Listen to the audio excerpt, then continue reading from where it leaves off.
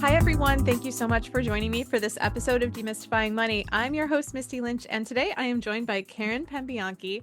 She is the owner of Swiftwater Collaborative, and she is a coach that helps people and businesses and teams develop and build stronger relationships so they can do a better job. So I wanted to talk to her today about how she helps people, because I think that sometimes we know how to do our jobs, but we might need some coaching. We might need some support when it comes to how to handle certain situations, how to deal with teams, how to become a stronger leader.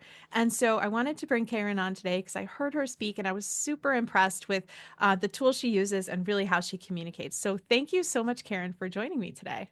Thank you so much for having me, Misty.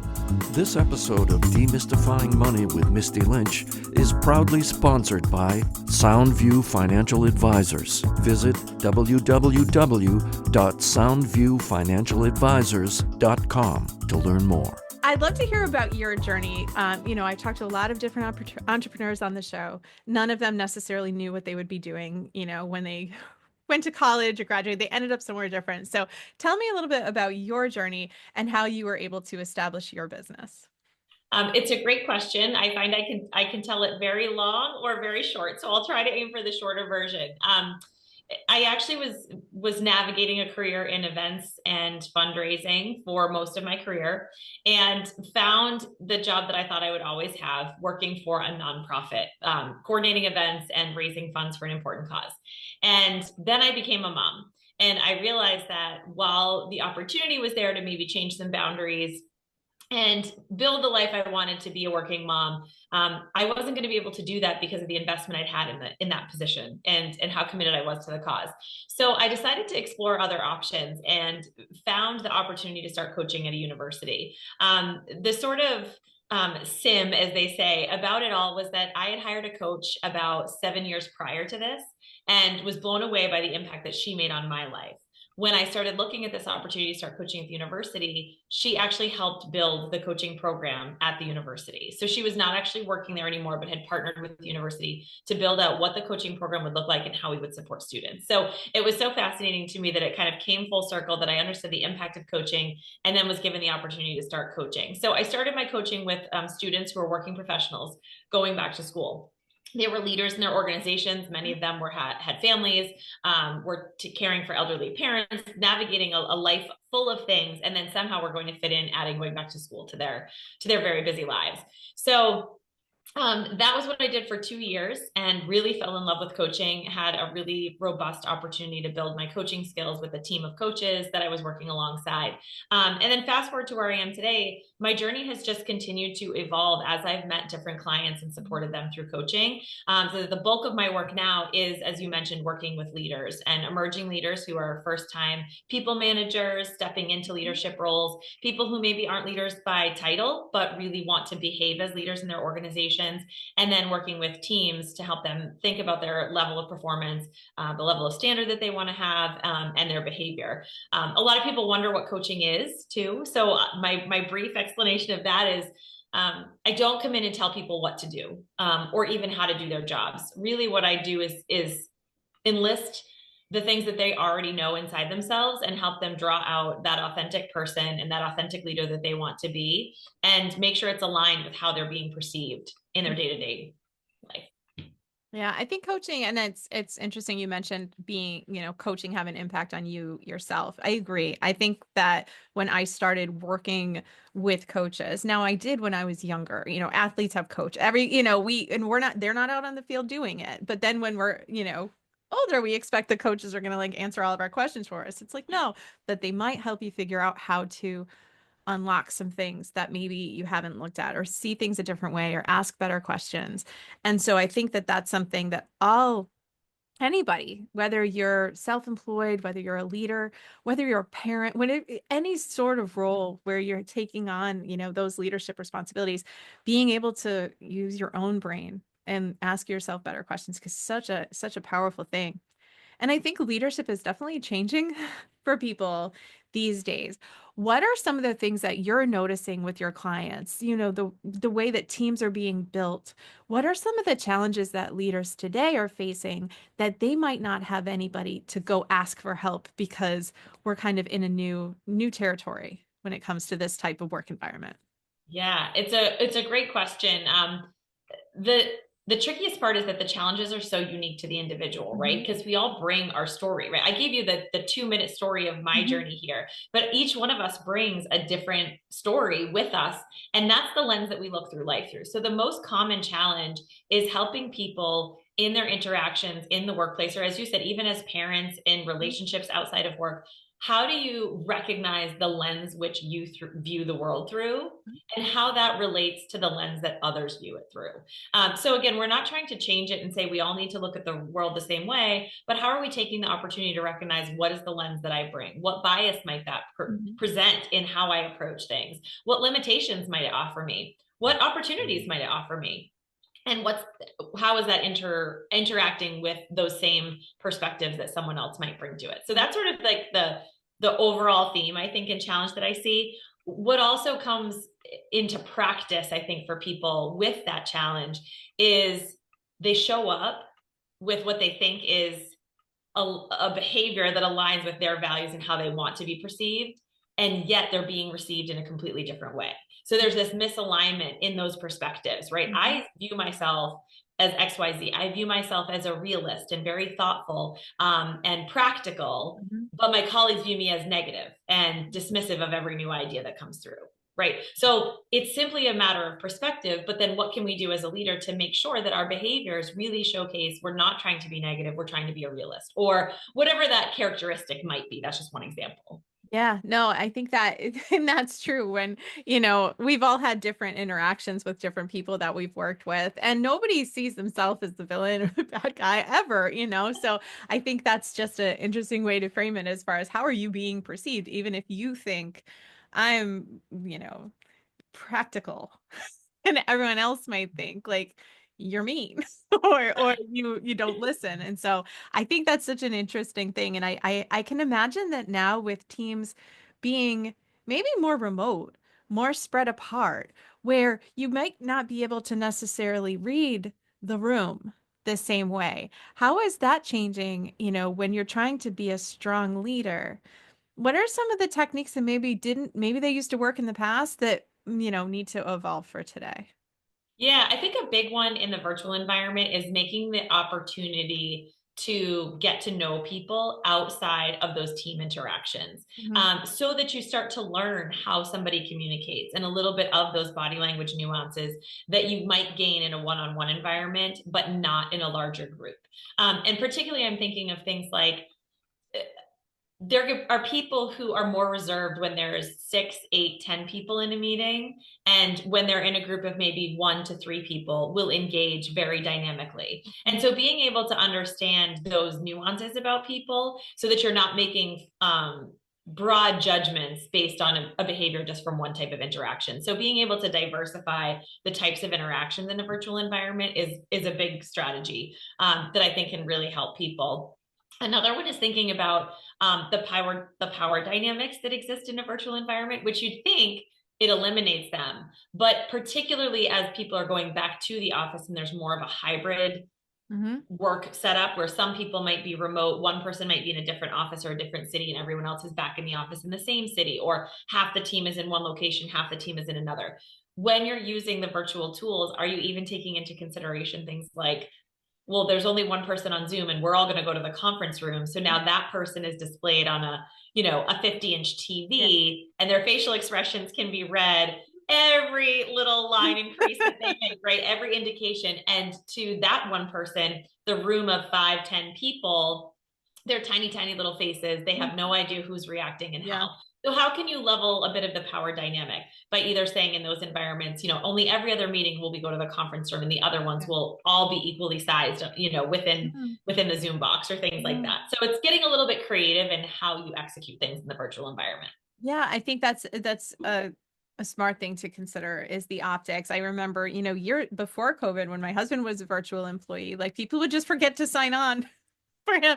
And like it was such a different, it didn't feel like you could be a leader or successful. It felt like, okay, this is the choice you made to be a virtual. And so now I think it's changing, but it is important to consider those things. Or, if when everybody's in, or if, you have a few people that just kind of unmute themselves to say nothing from me, and you don't notice that you're not getting anything from them, Yes. maybe one-on-one meeting or different types of meetings could be more helpful, because it is easier maybe to kind of stand up against the wall and not be heard or seen, when you have maybe a couple dominating voices. Same way as it used to be in a conference room, but now it's a little different. Turn your picture off. So it's such an interesting thing. And I do have, um, I think that it's interesting the work you're doing with teams, because I'm also hearing that like people are different. And I think this has probably been something that's always been true, that older generations have thought younger people don't want to work. And maybe that's been true throughout the dawn of time, because maybe none of us really do. But what are you seeing as far as people interacting, maybe with different generations or younger leaders or things like that? Have you helped people kind of manage those dynamics in a team? Yeah, so it's another great question, and it comes up often. This idea of the different generations, and part of the reason it's such a new territory is it's we're facing one of the most diverse groups of workforce, where we have people working much later in life and people obviously starting, younger in some cases, especially with the changes in expectations around college and what people do after high school. And so we have such a broad range. I think similar to all of the work I do from a coaching standpoint is helping people just simply recognize, again, what is that lens that you're showing up with? What judgments are you making? What observations are you making? How can you remove some level of assumption and actually ask the questions that get to the root of the situation, right? So making an assumption that someone's not going to be productive simply because they're working from home, right, is a big assumption. So what questions do you need to ask? What do you need to do to be comfortable with that opportunity? And sometimes the person who's making the judgment isn't the one who's being thoughtful about how to change their behavior. So in that example of, right, maybe there's somebody, we'll go with the general stereotype of the older generation wants people in the office and doesn't want the remote work because they think they won't be productive, and the younger generation advocating for the flexibility of remote work. Most likely the older generation person isn't going to be the half of the equation who's going to say, what's the lens that I'm looking through and what can I do differently, right? So for the other person, rather than going in at the ready with your defenses up to say why it should work and why you should be allowed to do it, it's starting to be curious about what are their reservations? What are they actually worried about? What do they need to see to know that you're productive, right? You know you're productive. How can you showcase that to them? How can you speak in their language so that they can have their worries and their anxieties about whatever the situation is minimized by you proving to them what they need to see, but in sort of on their terms. So you saying, well, I'm productive for that many hours, right? But maybe it's the format of the reports, it's the timing, it's the communication level. What do they need from you to know? Because to them, just because someone's showing up in the office, they think they're productive. Mm-hmm. But when you start to ask that question, they might say, actually, productivity is XYZ. They might actually start to realize people in the office aren't delivering on those very same metrics. So it becomes an opportunity for everybody to learn when you can ask those thoughtful questions.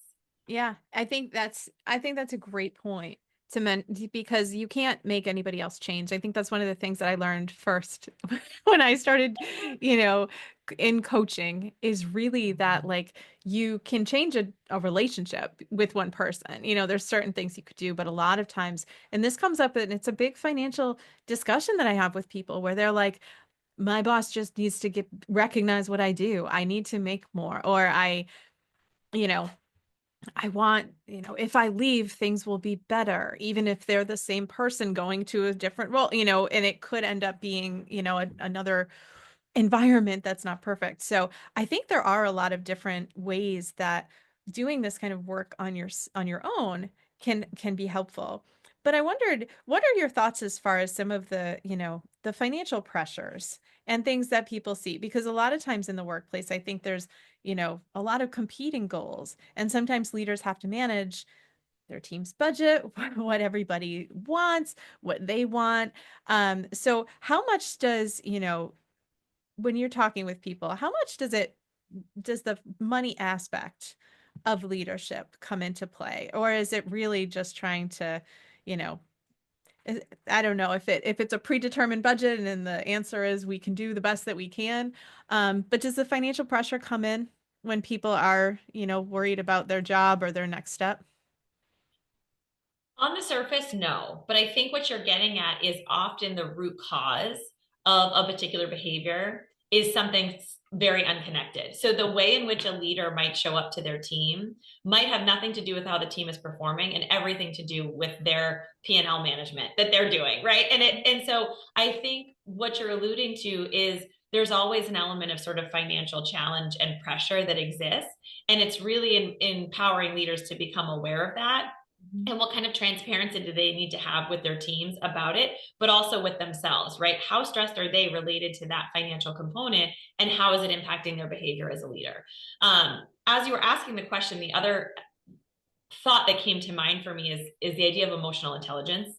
And one competency related to emotional intelligence is called it's ethical decision making, which we often think of simply as morals of sort of the right decision or the wrong decision.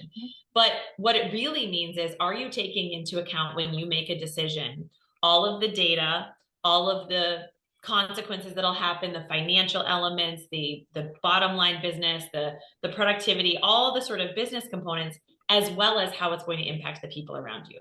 And so I think what you're also getting at with this question is oftentimes people might make a decision rooted solely in the impact it has on the budget or on the financial component, and they don't take into account anything else. Or vice versa, they say, let's blow the budget because I don't want to make anybody unhappy. And what really is impactful for leaders is the ability to look at all of those pieces and make the decision that is best given the information in all of those different buckets, knowing that there's probably going to be a place where it's not going to feel like the best decision for a group of people or an element of the business, right? But if you can explain why it's the best decision overall, regardless of that smaller impact that might feel more negative, that's really when you start making really impactful decisions as a leader in business.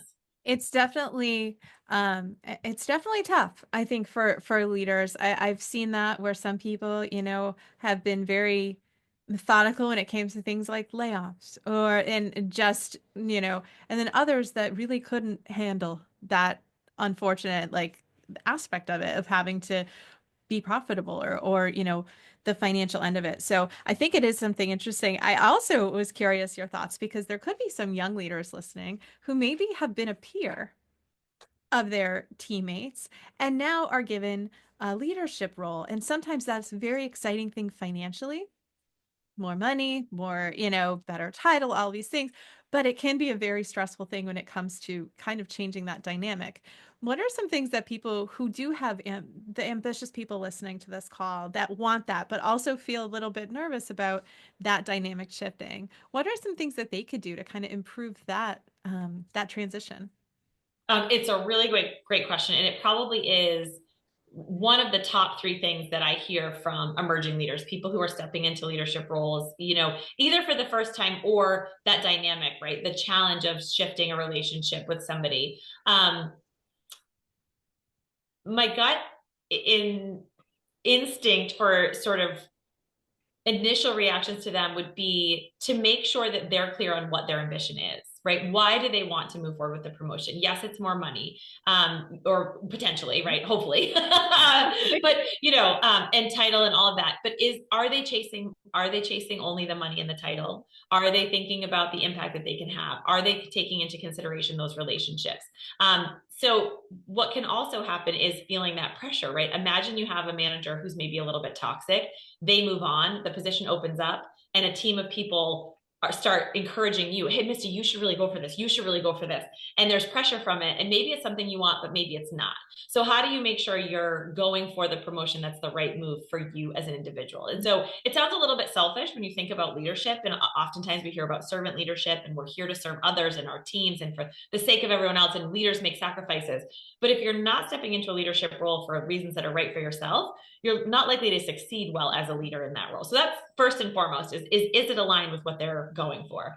And then secondly, if they get that opportunity, is to be thoughtful and think about how they want to handle those relationships. A very easy way is to be transparent, to just open the door to conversation with your peers that now are direct reports, and think about what kind of conversations, right?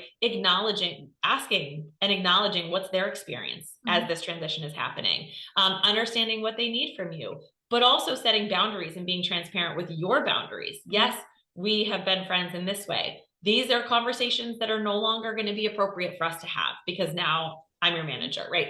Whatever those might need to look like and be, but be thoughtful about you sort of setting the boundaries, but also opening the door and inviting the type of conversations that you want to have from those peers.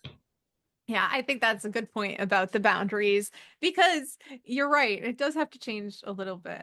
And that's okay. I think, and for some people, maybe moving into leadership is the absolute right decision for them. And then for others, like you said, sometimes a position opens up and a person is like, oh, you need to do it. But maybe they were really happy being an individual contributor. They don't want to manage. And so I think those things, when you think about those opportunities, are really important. And again, there's always that financial component, but also if you move into a job that you can't stand from one that you enjoyed, then that could cause some friction later on. So those are definitely good points. And I do see that come up with, teams change and people, if you promote internally, there might be a good chance that the person sitting next to you becomes, management at some point, but it can be done. Yeah. Certainly. The pressure can also come, I think, from, the family component, right? You mentioned like your husband. So if you're making decisions with someone else, with a spouse, a partner, sometimes that pressure could come there. Well, you should take it because it's more money and that's good for us, right? Yeah. But again, are you taking into consideration the whole picture?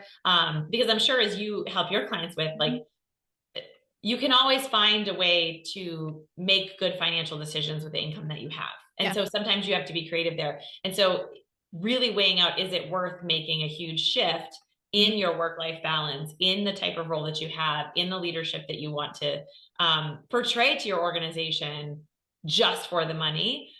Or how could you do those things and advocate for a raise within the job that you have because of the impact that you're having? Yeah. No, a lot of those conversations, like, could we afford to do this? Should we do it? Can be very different. Or would this be better? Because sometimes, we can't make the decisions for them, or we could see that this is really stressful, or maybe it's something that, is not just it could be your time, it could be your energy, aside from like the money part. So those are all, it's really important, I think, for people to know what they want to do. So when, we're coming up on the new year, when you're talking to people who feel like they just don't know what they want, or if they want to be a leader, how do you help people kind of define goals or set some goals for themselves when it comes to either professional goals, leadership, even personal development? How do you help people get there if they're feeling maybe a little bit lost at this point in the year? Yeah, I mean, I think at any point in the year, people can feel a little bit lost. The element that's most helpful is the fact that I don't have a stake in their game. So as we were just talking about the spouse or the partner or the peer who wants a better boss, they're all acting, yes, maybe with some of your best interest in mind, but also how your decision is going to impact them. And the ability that I have as a coach and being outside of that realm is I'm not going to influence any of that. So I have the opportunity to hear what the person is saying and actually replay back to them. You said this, but I heard it with this sort of tone or undertone or hesitation, or you got really excited when you talked about that. Is that accurate, right? And helping them recognize as we're asking the questions and kind of uncovering what they really want to do, I'm able to listen for all of those other subtleties that might give them more indication, oh, I am on the right track with this because it does make me more excited. I didn't even know that I was more excited about it because I've had this pressure of something else, on the back of my mind, or the stress of something else on the back of my mind. So that's probably the biggest tool that I use to sort of support my clients, is helping them realize what they're sharing with me and how they're sharing it with me to gain further insight into what they're doing. Another couple of great questions to ask yourself that I would use is things like, what does success mean to you, right? If you haven't articulated that, how can you set a goal on what you want to do to be more successful, or whatever that metric is? So in terms of setting goals, you have to first kind of know what your definition is in order to be able to set a goal that you can then measure against. So you have to kind of make those definitions of the first part of the step, and then the goal is the second part. Another great tip when people are setting goals is to think about SMART goals is one of the terms people have used. I don't know if you've heard this before, but making sure that they're really specific, they're measurable, achievable, and the R and the A are like the same. They sort of mean like you have the means to do it. If you were going to say, I'm going to lose 100 pounds in a week, that's not attainable. Yeah. No one's going to do that. It's not realistic. Right. But if you said, I'm going to lose a pound a week, right? Most people would be able to achieve that. And then it's sort of, is it attainable for you? Do you have the tools necessary to achieve it? So the A and the R sort of categorizes that. And then the T is time bound. Did you set a framework for when you want your goal to happen? So those can be really hard for people who are good at long-term thinking. In 5 years, I want to be a vice president. What does that mean I have to do today? Yeah. So a big part of what I do with people is ask those questions. Well, what's a meeting you have in the next month where you could be interacting with people who have influence over your ability to become a vice president? What do you want to have happen in those meetings? And then we sort of turn that into a goal. So it's asking those thoughtful questions about what's upcoming immediately to create more tangible goals that are in line with what you want to have happen over the longer term. Yeah, I think that it's a great way to look at those goals, especially because sometimes people will just tell me a financial goal, like, oh, I want to be rich. I want to have $1 million. I want to have this. And it's like, how do we back into that? How do we get there? Or who has what you want right now? And what did they do to get there? And a lot of times it hasn't gone that step, which is why a lot of people feel like those are just out in the future goals. We're actually bringing them to the present. And it's really it can be very different little steps to get there. But it's great when you've seen somebody do it, you know, it's possible.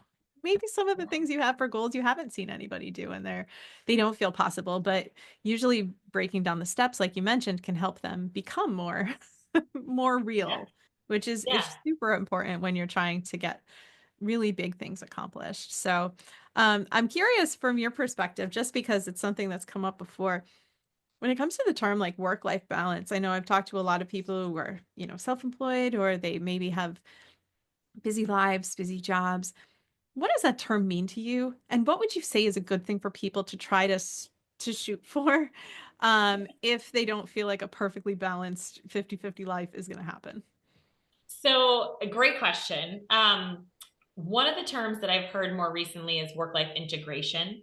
So it's how does your work and your life integrate with each other? And I actually took about 10 months last year from November of last year to the summer to sort of step internally as a leadership coach and support 2 project teams within one organization.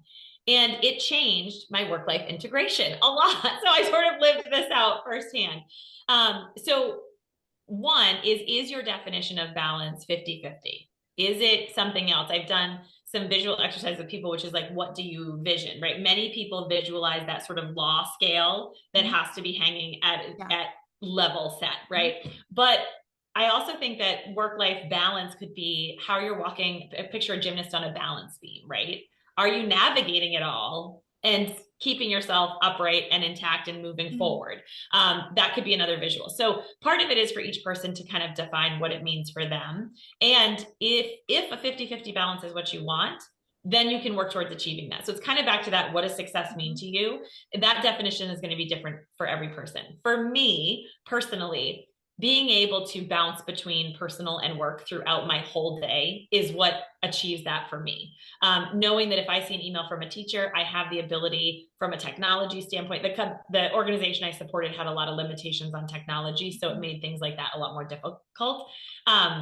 And so for me, being able to pop in and answer that school email from the teacher, handle that phone call really easily, but then my kids might be home, but doing their homework and I can pop in and do a work email. Not having hard and fast boundaries for me works better for how my brain works and that ability to integrate. For other people, that might make them absolutely crazy.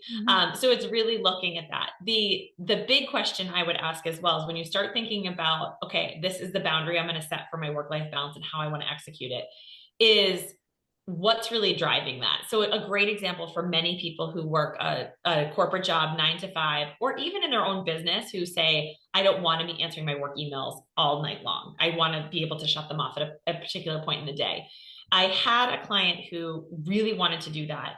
And before we started looking at the iPhone hacks and all the things you can do to make yourself not check your email, we started inquiring what was going on. And she said, well, I need to be the first person to respond to emails that come in because I'm the most veteran team member on my team. And that's how I show my leadership. And so I simply asked her, what would it say about what kind of leader you are if you didn't respond first?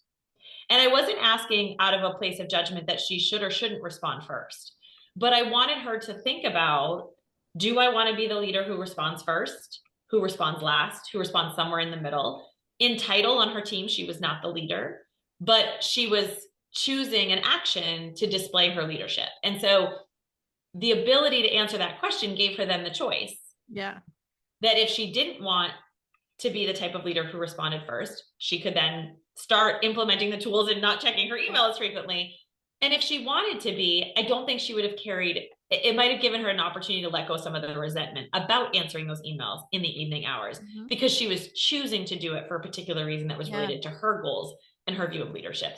So that's one of my favorite examples about work-life balance, because it's not always about the boundary or the time or how it looks. It's really, what do you want to portray and what are the behaviors you need to do that and feel good about? Yeah. No, that's so interesting. And really, it was optional for her. Right. It might not have felt optional though. She might have felt like, no, I am the person who does this. And it's like, do you want to be anymore? Right. And And you I can think actually not be. that brings up a great point that oftentimes we go through life so quickly. And I'm sure you see this in people's financial choices, right? We just act the way we always have. And we don't stop to think about, is that even what I want to be doing anymore? And so just the ability to stop and say, what am I doing? Is it what I want to be doing? Or am I doing it because that's what I've always done, so people now just expect it from me? And that can be hard to think about making a change because someone else might react to your change, right? It might be allowed, but they might ask a question. They might say, what's going on? Are you all right? And you might have to explain yourself a little bit to reassure them, everything's fine. I'm just changing a little bit of how I operate. And that's okay. But that can be another trap people fall into, is just, well, that's what I've always done, or it's what people expect now. So how could I change it? And really, that's up to you. It is a choice. Yeah, no, I've definitely seen that on the financial end. I'm the one that always pays the bill. If I don't, what if no one wants to spend time with me anymore? Oh boy. Yes.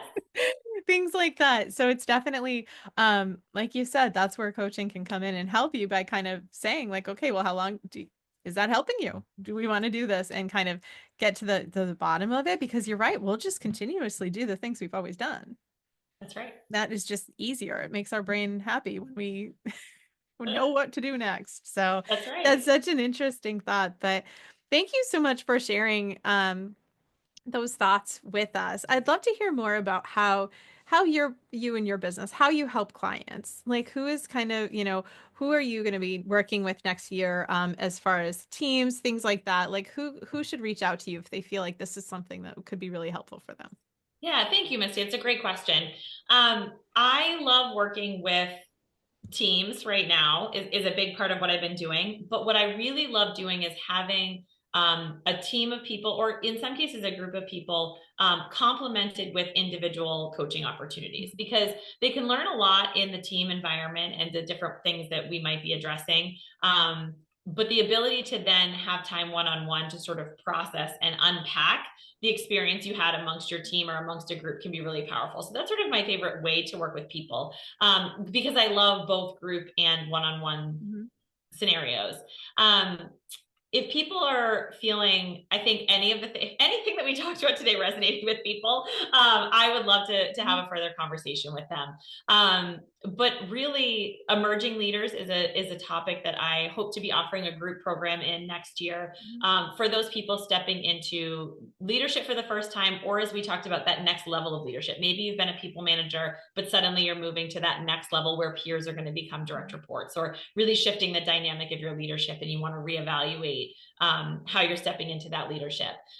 From a team perspective, it can be senior leadership teams at organizations, but it can also be project teams, people who are assembled from different functions in the organizations coming together to achieve a purpose for a project, needing help identifying, how are we going to operate as a team? What's our purpose as a team? Are we all in line with the expectations and the roles and responsibilities among our team? Are we clear on who our leader is? So I really love working with team leaders to set that up. I also do team coaching, which is something we didn't really talk about, but it's observing teams while they're working to deliver the work that they're doing, right? So the marketing strategy or the budget conversation, which I am not the expert in, but to then enable them to raise their level of awareness about how they interact. So as a coach, I might sort of pull the timeout card from the conversation on the work and say, this is what I'm noticing is happening in the group. What are you all experiencing right now? And maybe teach them a few tricks about communication that they can then implement with their team as they resume that conversation. And then I kind of say, time in, they go back to the marketing strategy, the budget conversation, whatever it is. And think about how they're interacting with each other to raise that level. So that's something that's new and kind of different for teams. It takes a little bit of getting used to, but that's something else that I love. And then I love working with people also on sort of the individual experiences that they have. I know you and I met when I did a talk on perfectionism. So things like burnout, boundaries that we were talking a little bit about today, perfectionism. What are the situations that you face internally with yourself when you're showing up in a leadership role? So helping people kind of unpack some of those imposter syndrome, things like that. It's I think it's so important to do that kind of work. I think that we can get really good at what we do, but if we have something like that in the background, the boundary issues, imposter syndrome, it can keep us from getting our best work out there, helping more people, doing more of what we want to be doing. So I think that's it's such a valuable tool to learn. And it isn't easy. It's not something that we necessarily were brought up or learned in college. So thank you so much for sharing that. How can people reach you or find you if they're looking to either follow you on social media or learn more and connect with you? Yeah, so I'm on LinkedIn, Karen Pambianchi. If you search, it should come up, Karen Pambianchi on LinkedIn. And then my website, swiftwatercollaborative.com. And my email is karen@swiftwatercollaborative.com. Well, thank you so much. Thank you so much for this. I think it's such an important topic. And I think that if you're a leader, you've got a big project coming up, you've got things that you want to get done. I think this could be so helpful for your group. And I'd love to hear some of the challenges that people are facing and some of the things that they're thinking about as they go into the new year, maybe how they set goals. So thank you so much, everyone, for listening. And please head over to mistylynch.com if you're looking to, look for more episodes of the podcast, or maybe buy a copy of the book, Demystifying Money, if you're looking to do some of your own internal work when it comes to your budget, but maybe make some room to invest in certain things like coaching for yourself. Thank you so much for listening, and we'll talk again next week. Don't forget to share with friends and family, and together let's demystify the world of money. Knowledge is the key to financial empowerment.